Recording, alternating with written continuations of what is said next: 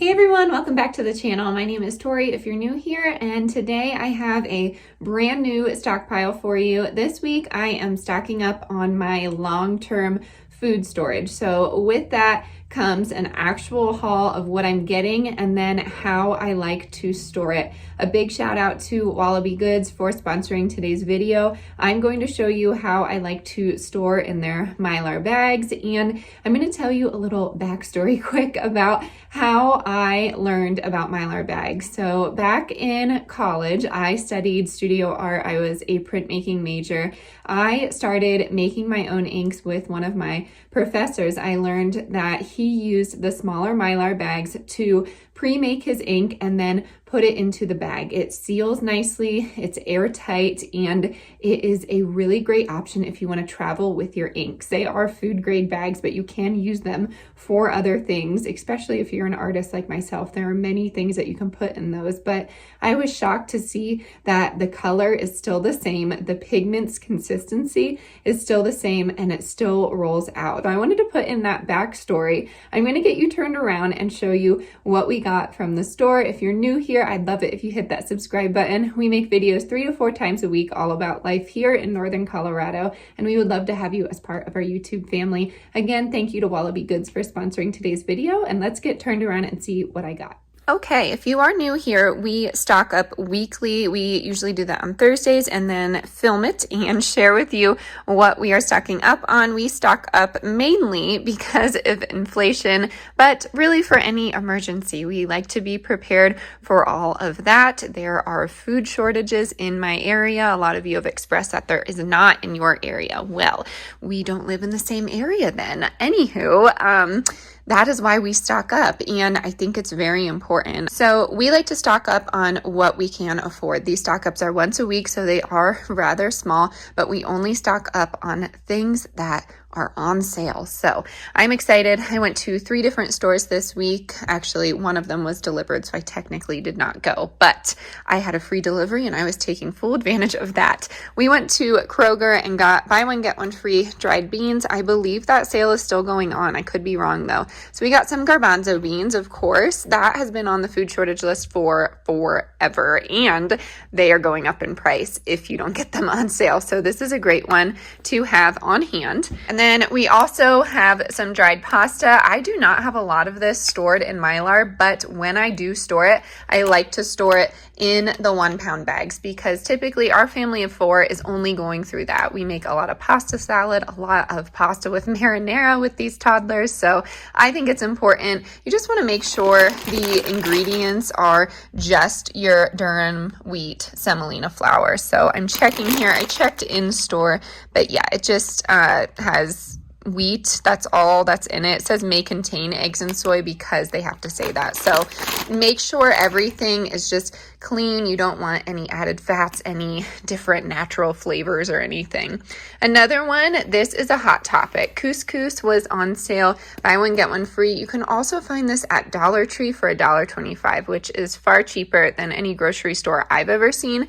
But this was buy one, get one free. So we went ahead to Kroger and got these, but you also have to make sure there's only one ingredient in here. So we are good to go. I like to store different grains. Quinoa is another one that I have stored, and I will show you all those packs here in a second. But when I am stocking up, I try and keep it simple. I try and do a grain, a bean, and a sugar or a flour. So that brings us to sugar, and I did a big bag this time, just a 10-pound bag, and sugar is a tricky one, so we will get there in just a little bit. I'll show you how I store that, but I get mine at Target. I find it to be the cheapest. I just get regular sugar. You can get cane sugar, really any kind of sugar that you want. I have not tried to store coconut sugar, which is typically what we're cooking with, but if I'm doing long term, it's just going to be regular sugar. Next up is salt. That was on sale again for 42 cents, 47 cents. So I went ahead and got one. It is just the 1-pound little carton here. And I'm going to go ahead and Mylar bag that as well because you can never have enough salt. Next up, organic einkorn flour. This was a free item on my Whole Foods app. So I ended up getting Target delivered, and then I went to Whole Foods and grabbed this. They also have a few fixtures for our pantry, so I went ahead and grabbed that too. You really have to explore Whole Foods before you knock it. I always joke that it's whole paycheck, but if you shop the right products, you are always going to find something. So this was on sale. I usually get this from Azure Standard in some larger bags. I love Jovial's brand. I love their diced tomatoes, and I reuse their jars a lot. So I really enjoy their brand, and I love their einkorn flour. It's more of an ancient grain. You definitely have to do your research on that before just directly putting it into your diet. But we enjoy organic einkorn flour every now and again. So I wanted to put this in some Mylar bags because I actually have the 25-pound bag in a food grade bucket, and that's what I typically cook with during the holidays. So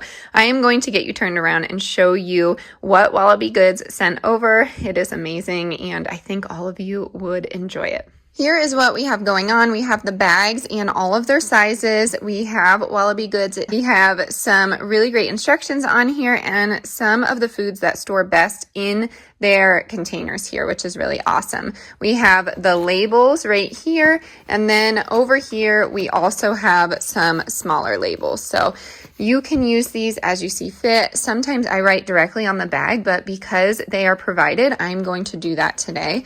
And then with the oxygen absorbers, that other company that I spoke of, I'm not going to name any names, but when they came loosely, and it's very important for these to be vacuum sealed. And I love that Wallaby individually vacuum seals these bags. They're not in just one giant bag, so I don't feel the need to use up all of them in one go around. I don't know if you're like me, but I stock up minimally. So when I'm doing long-term food storage, I'm not doing this giant haul of food in here. So it is awesome that these are individually vacuum sealed. We are so lucky that they do that. But if you were to get a giant bag of these and you couldn't vacuum seal them and you couldn't use them all at the same time, try and get them into a jar and suck all of that air out of there, because the oxygen actually is just absorbing oxygen. And we will move on to that here in a second. But I've gotten questions on the channel before saying that my bags are not vacuum sealed to the product inside it. And that is a very common misconception. It does not have to be completely sucked into what's inside the bag. I think that's a big heated argument in the Mylar bag long-term food storage community. But I'm here to tell you that that is not needed. It does not need to happen. And again, the oxygen absorbers are not taking the air out of the bag. It's just taking the oxygen. So you need to remember that, and you need to know all about oxygen absorbers in general. So with that being said, that's going to be right on here. There are 400 cc's. There's a quantity of 10 in here, and it tells you what they are just in case you didn't know. So it does have its verification on there that it's quality checked, which is really awesome. And I will show you how many you need for each bag. Okay, so what I like to do is just take a big bucket, and then I start with the biggest first. You can do whatever you'd like, but I am starting with the gallon bag, and I'm gonna put the 10 pounds of sugar in here. All of it will not fit in here. You will have some extra, so go ahead and get a jar so you can use that for your present day use. And then for the oxygen absorbers, they are 400 cc a piece. You're gonna need 2 of those for a 1 gallon bag. I know some people that use 1, but I like to follow Wallaby's guidelines and use the 2. If you are doing a larger bucket, you are going to have to reference all of their information on the website. It is so helpful, and it makes this less intimidating. This could not be more simple. You're just going to fill the bags. These are food grade bags. They are BPA free, so it is safe to put this food in here long term. So again, I just like to put it over my bucket here in case I spill, and then I just dump it in here. And then I just go ahead and push this down a bit just by shaking it. All right, so you will have about 1/4 of your bag left. And I did want to start with sugar first because I wanted to clear the air. You do not use oxygen absorbers with sugar. It will make it clump up, and sugar's shelf life is just phenomenal. So you will be fine without it. It can also cause some other issues, so I suggest that you look into that. But all you do is just go ahead and seal your bag here, And what I like to do is heat seal the top of this. Now, Wallaby sells a mechanism to do this, or you could just use a hair straightener or an iron on the wool setting, and that will make it last up to 30 years. So you will be good in 30 years to use this sugar. Just make sure you are putting a label on it and make sure you are heat sealing the top of it. Okay, I moved you up a little bit here, but we are going to be doing our beans next, and I'm just taking one of those larger bags again, just because I want some room. And I'm gonna answer a common question I get: can you reuse Mylar bags? And yes, you can if you are careful. So with these garbanzo beans, I know 2 bags will fit in here. I believe 4 bags fit in here, but I do want some extra space, so I can show you how to seal it, cut it, and then reseal it. So I will say I've never reused a flour bag or something that really sticks to the side. This is typically used only for beans in my house. I even feel like sugars and pastas and even couscous still leaves a residue. So it really depends on your preferences here. But people ask a lot why I store as many beans and rice as I do. I always store beans and rice because they're inexpensive, but it is a complete meal. So it has all the vitamins and nutrients that you need. And you can also add something canned to them to give them a flavor. Now, this right here is what I'm talking about. It is not taught to the beans, which is totally fine. And you just want to try your best to try and get all of that air out of here. What I like to do is seal these, and then at the last point is when I put those oxygen absorbers in there. So now I'm taking the 6x9 and I'm gonna put my couscous in here.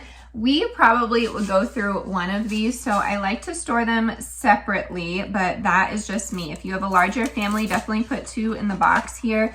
Couscous is our favorite. We do curried couscous with some homegrown beans, and my husband really loves vegetables and chicken in his, and we just leave ours plain with a little bit of coconut milk and a little bit of curry powder with some fresh garlic, and it is phenomenal. It's also delicious as a chilled dish with some pesto and tomatoes, a little bit of fresh basil from the garden just to top it off. We really enjoy that as well. So that's gonna be 10 ounces in the 6x9 bag. And then last but not least is the pasta. So what I did with the pasta is just split it up into 2 different bags. So I have 1/2 pound in each bag. That way I know that I can use these for sides and things like that. So since everything is bagged up, what I'm gonna do now is put in my oxygen absorbers. So I just take one of these packs here, rip it open, and like I said, I'm doing these one at a time. So these larger gallon bags are going to get 2 oxygen absorbers. Yes, the chickpeas, garbanzo beans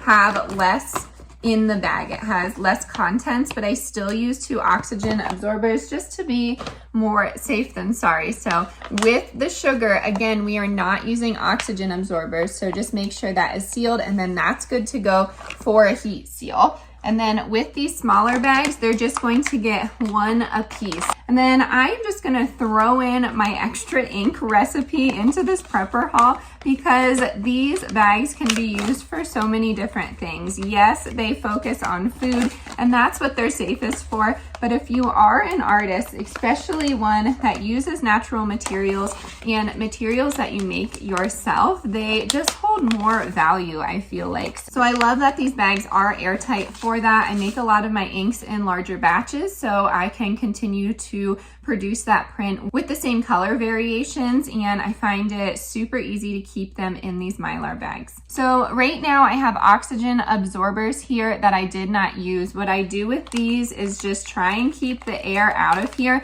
and I just squish it in there and seal it with my hair straightener, and I know to use these first.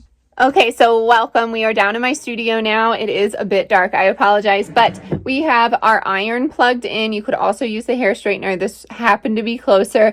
And I just put a piece of cotton down. You could use your ironing board as well, but all I'm going to do is seal the top of this bag. So make sure it's on a low setting, and then go ahead and seal the top here. Very simple to do. I just take the tip of it and just line it down here, and then you are good to go. It does not have to be perfect, but you can easily reseal these if you get the sweet spot there with your iron. So that is sealed. I feel confident it is ready to be labeled and put into long-term storage. So when I am writing these labels out, I typically am doing a good quality pen, and I'm doing the contents of the bag. So I'm going to do sugar, and then I'm saying how much is in that bag. I'd say 4.5 pounds. And then I'm doing the month that we sealed it. And then that will be good to go to put on the bag. So I will say, in all transparency, I am skeptical of only the adhesiveness of the labels. I don't think that that would last for 30 years, but who knows? So just in case, I'm going to put a Sharpie of what is in the bag and then how many pounds are in it and then what the date is. So I just wanted to make that clear just in case you're like me. And now I'm just going to quickly show you some of my ink that is ready to be put into the bag, and I'm going to show you how I put it in there. It's very easy, and I will tell you how I make it. Okay, you do not have to be an artist nor creative to make this ink. If you are a painter, this will work for you. Really, anywhere where you're using some sort of substance like an ink or a paint, that will work. So what I do is save all of my speedball cans here. I have another one here, and I use powdered pigment, magnesium carbonate, and then I use burnt plate oil, which is essentially linseed oil. It's just a little safer. If you didn't know, linseed oil can kind of spontaneously catch fire if you leave it on a rag for too long. So you really need to work with that. And then sometimes I use just a little bit of mineral spirits to get it going. You can find all of that basically online at this point. When I was in college, you'd have to go to a specialty art store to get all of that. But my powdered pigments are made a lot from what I find in my garden, or I find something to grind down. This color specifically is black obsidian, and it is grinding down from a certain type of tree. So what I do is purchase that pigment, I mix everything together, and then I keep it in this container until I transfer it to Mylar. A lot of printmakers save their ink in wax paper. You could also do that too, and then transfer it to the Mylar. I just prefer it to be kind of naked in the bag because I don't know if that wax paper will last as long as I want it to. I'm assuming it will break down and make the ink a little tacky. So what I do is put this in the bag. I don't put an oxygen absorber or seal it because I'm not going to consume it. So I just wanted to say that if you're an artist like me, you can use these Mylar bags as a way to keep your materials archival, meaning they will last a little bit longer. And just to be extra safe, because I store these down in my prepper pantry, I just like to make sure they are concealed as best as possible so no critters or anything will get to them. So I actually use this box from For Patriots. It's kind of like an ammo box. You could use that too.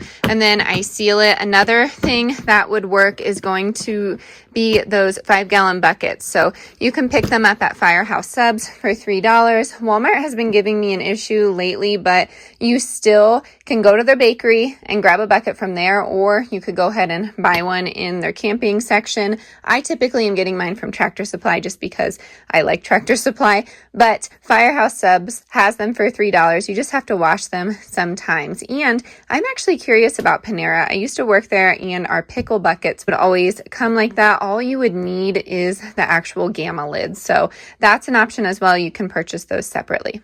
Alrighty everyone, that is going to do it for today's video. I really hope you enjoyed this unique take on my prepper pantry haul and stockpile this week. Again, if you are new here, we would love it if you became part of our YouTube family. Make sure all of you check out the description box down below. I have Wallaby Goods website linked in the description, and then I have their goods linked in my Amazon storefront. So if you'd like to support the channel through that, that would be very helpful. As always, stay adventurous, stay creative, and I'll catch you on the next one. Bye, y'all.